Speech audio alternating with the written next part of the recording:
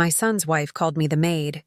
So the next morning I gave her the house keys and told her, good luck with the mortgage. I was not their maid. I was the woman who built that home brick by brick, the woman who signed the papers, made the payments, and sacrificed years of her life so they could live in comfort.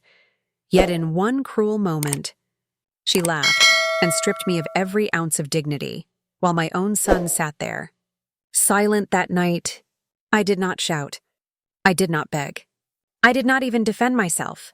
I simply smiled, walked away, and let the laughter echo in my ears. Because deep down, something inside me shifted.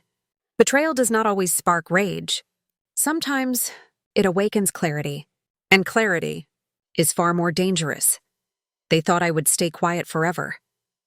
They thought I was too weak to fight back. But they forgot one thing, the house they claimed, the life they mocked me in. All of it rested on my shoulders, and I was done carrying the weight. For people who laughed at me when I dropped those keys into her hand, I was not walking away in defeat. I was walking into a new plan, one that would unravel. Everything they believed was theirs, and trust me, that was only the beginning. Before that night, my life was a pattern of quiet sacrifices, stitched together by routines no one noticed, but everyone depended on. Mornings began with the hiss of the old coffee pot, the smell of toasted bread drifting through the kitchen, and the creak of the back door as I let the cat out. I knew which cupboard squeaked, which floorboard groaned, which window let in the winter draft. Every inch of that house carried my fingerprints. For years, I worked extra shifts, clipped coupons, and skipped new shoes, so the mortgage would always be paid. My name had been the one inked on those papers. My credit on the line, my sacrifices woven into the walls. I bought the curtains, painted the doors, chose the furniture. Piece by piece, it was not just a house to me. It was my proof that after all the storms of life, failed marriage, nights of struggle, raising a son alone, I had built something solid. To them, though, it was just a backdrop. My son Ethan had once been my pride. I remembered him as a boy, with scraped knees, begging me for one more bedtime story. But over time, as he grew, the warmth faded. He laughed more at his wife's jokes than mine, brushed off my advice, rarely noticed when I sat quietly in the background. Still, I convinced myself it was normal. Children grow up. They pull away. Then Olivia came, the daughter-in-law who carried herself like every room was a stage. Perfect hair, polished nails, and that effortless confidence that came with never truly knowing struggle. She smiled for the world, but her eyes always carried judgment. I ignored the little barbs at first, the way she forgot to tell me her parents were visiting, until the last moment, the way she rearranged furniture I had chosen, claiming her style was fresher, the way she corrected me in front of guests, as though I were a clumsy servant instead of the woman who had built the very floor she was standing on. Still, I swallowed my pride. I told myself it was not worth creating waves. I cooked the dinners, set the table, and tried to be grateful that my son had someone who made him smile. But late at night, lying awake with the hum of the fridge filling the silence, I felt the unease grow. There were moments, small, fleeting, that should have warned me of the storm to come. Ethan, ignoring my questions while scrolling on his phone. Olivia, tossing her coat onto the chair I had bought secondhand years ago and muttering, "God, this place still feels old." The laughter they shared. When I mistook a celebrity name during one of their conversations, tiny cracks in the walls of my so-called family life. Cracks I had painted over, polished, and pretended were not there. Until the night she called me the maid. It happened over dinner. The table was set with dishes I had cooked. Though no one mentioned it, the roast chicken I had seasoned that morning filled the house with its warmth. Its skin golden and crisp, the smell of rosemary and lemon weaving through the air. Candles flickered, catching in the reflection of polished wine glasses. Conversation hummed around me, the low jazz from the speaker blending with clinking silverware. I carried an empty bottle of wine up from the basement. a small smile on my face as I thought, at least they are enjoying the food. I stepped into the dining room. That was when it happened. Olivia's mother leaned forward with a curious tilt of her head, her pearls catching the light. "And you are?" she asked, her voice smooth, but laced with that faint superiority women like her wore like perfume. Before I could answer, Olivia laughed. A sharp, practiced laugh that cut through the air like broken glass. She waved her hand dismissively, eyes sparkling with amusement. "Oh, that is Margaret," she said, her voice lilting as though delivering a punchline. "Our unofficial maid. Keeps the house running." The words landed heavier than a slap. For a moment, I froze. The bottle in my hand felt like it weighed 100 pounds. My smile stayed, fixed and brittle. But inside, the ground split wide open beneath me. The room erupted in laughter. Her parents chuckled politely. Her brother let out a snort. Even Ethan, my son, my only child, smiled, as if it was the funniest joke of the night. I waited for him to correct her, to say something, anything, but he did not. The sound of their laughter stretched, echoing in my ears, a cruel chorus that drowned out the heartbeat hammering in my chest. My throat tightened. My palms itched. I felt the sting of humiliation burning across my skin. I swallowed hard, forcing my lips into a polite curve. "Excuse me," I whispered, barely audible over their merriment. Setting the bottle down on the counter, I turned and walked away, each step slow, deliberate.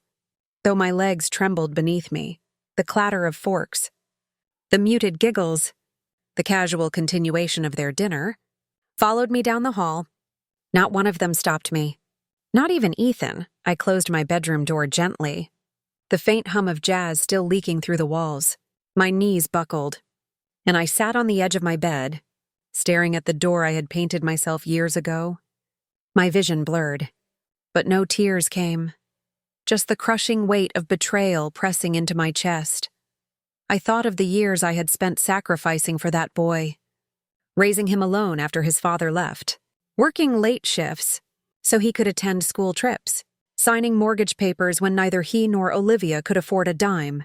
Every corner of that house bore the story of my struggle, my survival, my love. And now, in front of strangers, I had been reduced to nothing more than the maid. I lay awake that night, staring at the ceiling, the silence suffocating. My heart replayed the moment again and again, the laughter, Ethan's silence, Olivia's smirk. Betrayal does not always come like a sudden storm. Sometimes it comes dressed as a joke, as laughter that cuts deeper than any blade. By dawn, I had made coffee as usual. The rich aroma filled the kitchen. My hands moved out of habit, but my soul was raw. Hollow Olivia walked in, phone in hand, yoga clothes hugging her frame, barely glancing at me. She frowned as I slid a small ring of keys across the counter. The front door, the back, the garage, the mailbox. Her brows pinched. "What is this?" I smiled, calm, cold, final. "Good luck with the mortgage," I said. And with that, I walked away, not in rage, not in chaos, but with the clarity of a woman who had finally seen the truth. That night, sleep never came. I lay in the dark, staring at the ceiling, the faint hum of the refrigerator drifting through the silence, like a cruel reminder of the life I had built, steady, dependable, invisible. My body trembled, though the air was warm. My breath shallow, broken by sharp gasps I could not control. I wanted to cry, to scream, to storm into their room and demand answers. But the tears never came. Not yet. Instead, I replayed it, again and again. The flicker of Olivia's eyes as she dismissed me, the ripple of laughter, Ethan's smile, my son's smile, as though her words were harmless. They had all laughed. But his silence was the loudest betrayal of all. By 3 o'clock in the morning, my chest ached. The room felt suffocating. I sat up, pressing my hands against my face, trying to stop the flood of thoughts. Was this what I had become? A shadow in my own home? A ghost who cooked, cleaned, and kept the mortgage afloat, while they lived as though I did not exist? The answers burned. But they were clear. Yes, that was exactly what I had become. Morning came, but it felt no different from the night. My body moved through habit, boiling water, feeding the cat, setting out cups that no one thanked me for. My appetite was gone. The smell of coffee, once comforting, turned my stomach. The sound of footsteps on the stairs made my skin prickle. With a mix of anger and dread, every corner of the house betrayed me with memories, the bedroom door I painted, the photos I framed, the couch I bought secondhand. After saving for months, now, all of it felt stolen, not by thieves, but by the people I had given it to freely. People who had mistaken my love for servitude. I began to withdraw. I stopped speaking at meals. I avoided eye contact. At night, I sat in silence on the edge of my bed, the keys to the house gone from my purse, but their weight still pressing on me like chains. But silence has a strange power. At first, it feels like punishment, like drowning in your own thoughts. But if you endure it long enough, it becomes something else. By the end of the week, clarity began to creep in. Not rage. Rage burns hot and fast. What I felt was cold, deliberate, sharp. I realized I did not need to shout or beg for respect. I did not need to explain to Olivia who I was, or remind Ethan of what I had sacrificed. I did not need to fight for space in a home I had built with my own hands. No, all I needed was patience and silence, because silence, I discovered, cuts deeper than anger. It lingers. It unsettles. It forces people to face the cracks in their own reflection, and I would make sure Olivia and Ethan heard that silence until it was all they had left. In the days that followed, I became invisible on purpose. Olivia believed her words had broken me, reduced me to nothing more than a servant. Ethan believed his silence had gone unnoticed. But while they laughed, posted pictures of their curated lives online, and carried on as if I did not exist, I was watching, listening, recording every detail. Became evidence. I began keeping a small black notebook in my bedside drawer. At first, I filled it with simple things. The dates of Olivia's extravagant brunches, Ethan's late-night gaming sessions, the unopened bills piling up on the counter. But soon, the pages grew heavier. I noted down her so-called business meetings that were really yoga classes and wine tastings. I copied the names of her so-called clients from Instagram, only to find half of them were stock photos and bot accounts. I tracked Ethan's job search, or rather, the lack of one. He had quit months ago, lulled into complacency by Olivia's endless affirmations. That abundance was coming, abundance never came. Debt did. The bills told their own story. Red-stamped warnings, credit card statements left in the open, bank envelopes slipped into drawers, as though hiding them could erase the numbers inside. I collected them quietly, tucking away copies and photographs. Not a single word left my lips. But my silence became sharper each day, slicing through the illusion they tried to build. In the evenings, while they scrolled through their phones or streamed their shows, I wandered the house like a ghost, committing every corner to memory. The deed was still in my name. They had tried to refinance once, but it was denied. The bank knew what Olivia and Ethan refused to admit. The house was never theirs. It was mine. I started visiting the courthouse records office on quiet afternoons. A stack of property files, tax histories, and loan rejections began to pile up in my hands. I learned how much Olivia's so-called empire really cost. I learned how little Ethan had contributed in years, and with every fact I uncovered, the knot of betrayal in my chest loosened. Because knowledge has a way of calming rage, silence was no longer just my refuge, it was my weapon. At night, when the house went dark, I replayed the dinner humiliation in my head, but now, instead of hearing their laughter as a wound, I heard it as fuel. Their mistake was not calling me the maid. Their mistake was believing I would stay in that role Forever. One evening, Olivia tossed her coat carelessly onto the chair I had refinished myself years ago. "The place feels so outdated," she muttered, scrolling through her phone. I smiled faintly, though she did not notice. Outdated? Perhaps. But it was also a fortress, and I was already tightening the locks around her. I stopped confronting them in my thoughts. I stopped imagining shouting matches or tearful confessions. Instead, I imagined something else. The moment silence would end. The moment truth would step into the light. Undeniable. Merciless. So I prepared. Patiently. I made copies of every document that proved ownership of the house. I highlighted the sections of the mortgage papers with my signature, my credit score, my down payments. I kept receipts from years of upkeep, renovations, and furniture, every nail, every curtain, every brick tied back to me.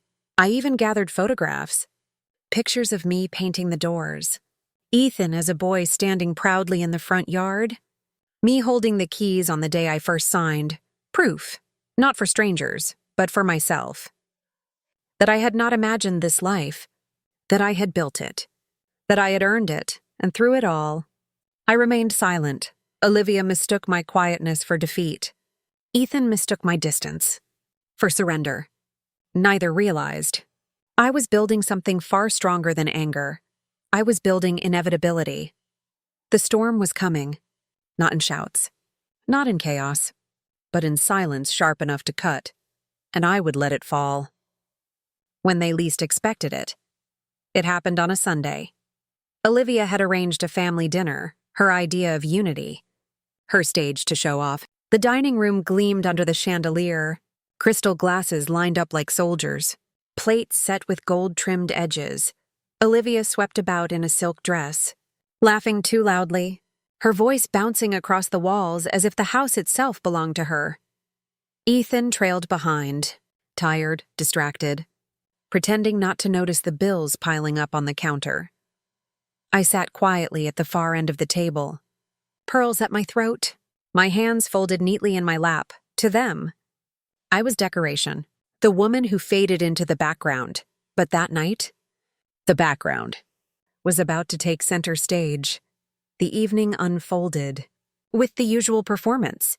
Olivia's parents praised her business. Ethan smiled politely, and laughter floated through the room, like perfume. I poured wine, steady and silent, as though I were exactly what she once called me. The maid, and then, when the chatter lulled, I cleared my throat. Just once, a small sound, but it pulled every pair of eyes toward me. "I thought tonight," I said evenly, "would be the perfect time to share a story." Olivia laughed nervously, her hand brushing Ethan's. "Mom loves her stories," she teased. But her eyes flickered, uncertain, searching. I reached into my purse and placed a thick envelope on the table. White, heavy. The sound it made against the polished wood was louder than thunder in that quiet room. "What is this?" Ethan asked, his voice flat. "Proof," I replied. The room stilled. Forks hung midair. Olivia's smile faltered. I opened the envelope slowly, deliberately, and slid out the first paper. Mortgage documents. My name in bold letters. My signature on every page. I spread them across the table. Like cards in a game, only I could win. "This house," I said softly, "was never yours. Every brick, every payment, every nail. Mine." Gasps rippled across the table. Olivia's father shifted uncomfortably. Ethan's jaw tightened. Olivia reached for the papers, but I placed my hand over them, firm. "Not yet," I said. "There is more." From the envelope came receipts. Years' worth, renovations, furniture, even the paint cans. Evidence of my sacrifices. Stacked higher than her glass of wine. I slid photographs next, me holding the keys on the day I signed. Ethan as a boy on the front lawn, smiling against the backdrop of the home I had built. Olivia's cheeks flushed crimson. "This is ridiculous," she snapped, her voice trembling. "No one cares who paid for what. The house is ours now, is it?" I leaned forward, my eyes sharp. Because the deed is still in my name. Every attempt you made to refinance was denied. You never owned this place. You lived in my home, on my sacrifice. And when you called me the maid, you were not insulting me. You were confessing. Because that is all you ever saw me as, a servant in the house I built. Silence fell heavy. Ethan's face drained of color. Mom, why are you doing this now? His voice cracked. I looked at him. My son, who had once been my pride. Because betrayal does not always come with knives. Sometimes, it comes with laughter. At a dinner table, while you say nothing, I reached for the final set of documents. Olivia's business. The forged invoices. The unpaid taxes. The clients who never existed. I spread them out. Each sheet another blade sinking into the illusion she had so carefully constructed. Her mother gasped. Her father's eyes darkened. This, I said coldly, is the empire you built on lies. And this, I tapped the mortgage papers, is the ground you stand on. Ground that does not belong to you. Olivia's hand shook as she snatched up one of the papers, scanning it with wide eyes. These are fake, she stammered. They came directly from public records, I replied. Anyone can verify them. In fact, I already did. The room was silent. Except for the soft clink of a fork falling onto a plate. Ethan stared at the documents, his hands trembling. Ma, his voice was barely a whisper. Is this really all true? I held his gaze, calm, unflinching, every word, every page, every number. The weight of it crushed the room. Olivia's mask cracked, her painted confidence splintering. As her parents exchanged horrified looks, Ethan sank back into his chair, pale. Humiliated, exposed, I stood slowly, gathering my purse, leaving the evidence scattered across the table like ashes after a fire. My voice was steady, almost gentle as I spoke the final words. You wanted a maid, Olivia? Congratulations. You will have to clean up this mess yourself. And with that, I turned, the silence behind me roaring louder than any applause, and walked out of the house I had built. A house that was finally, truly mine again. The house was quiet after that night. But not in the way it used to be. News traveled quickly. Olivia's parents withdrew their support, furious at the humiliation. Her business partners backed away one by one, whispers spreading about fraudulent invoices and unpaid taxes. The glamorous life she curated online dissolved like smoke. Her carefully crafted mask shattered beyond repair. Sponsorships vanished. Invitations stopped coming. Even her friends, the ones who once admired her sparkling confidence, disappeared.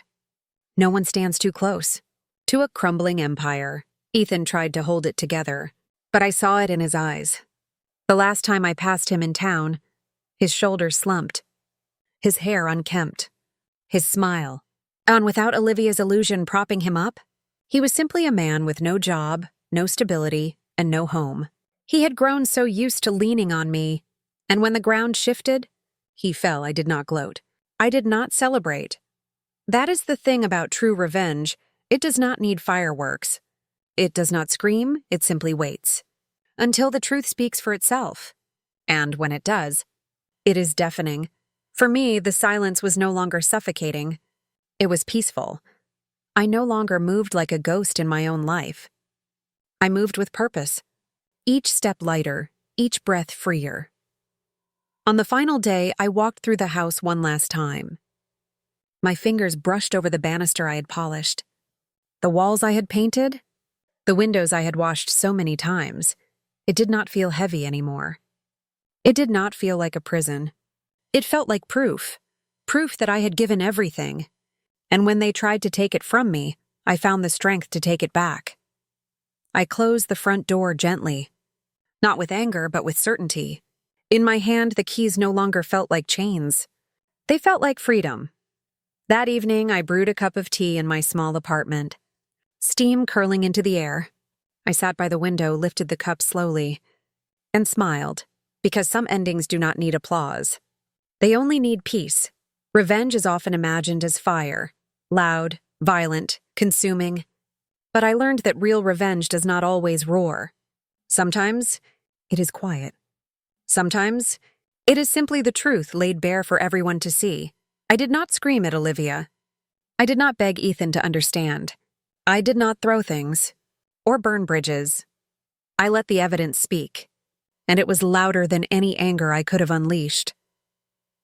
That night at the dinner table, the truth dismantled their illusions piece by piece, until nothing remained but silence. The same silence they had once used to diminish me. The lesson? Revenge is not always about destruction. It is not about making someone hurt as much as you did. Sometimes, it is about clarity, about forcing the liars to face themselves and reminding them, and reminding yourself, that you were never as powerless as they believed. I walked away not with rage, but with peace, because truth, when revealed, is the sharpest weapon of all. And now, I will leave you with this. What would you have done in my place? Was this justice, or was it too much? Share your thoughts in the comments below, and do not forget to subscribe for more powerful stories of betrayal, revenge, and the hidden strength that silence can hold.